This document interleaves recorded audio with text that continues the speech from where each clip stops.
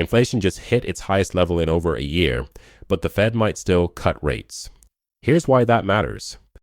The latest CPI report shows inflation accelerated to 2.9% annually, the highest since January 2025. That's up from 2.7% in June and July, showing prices are climbing faster than expected. Monthly prices rose 0.4%, with shelter, food, and gasoline driving 2/3 of that increase. Core inflation, excluding food and energy, jumped to 3.1%, also the highest since January. This creates a dilemma for the Fed, which was expected to cut rates for the first time since December 2024. Markets still predict a 100% chance of a rate cut next week, despite rising inflation. The Fed faces conflicting pressures between weak job data and stubborn inflation nearing 3%.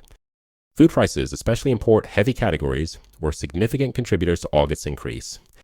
Some economists warn cutting rates now could undermine the Fed's 2% inflation target. This comes as shelter costs continue rising, showing housing remains a persistent inflationary pressure.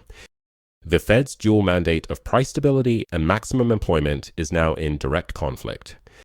Monthly core inflation jumped from 0.2% in July to 3.1% in August, a dramatic shift.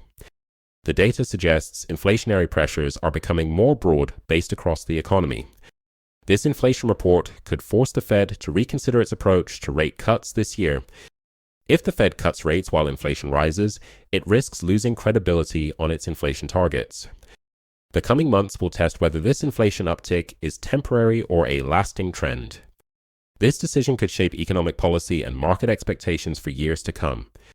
The Fed faces its toughest balancing act in years between fighting inflation and supporting jobs. With inflation rising and the economy slowing, the Fed's next move could redefine its policy priorities for this economic cycle.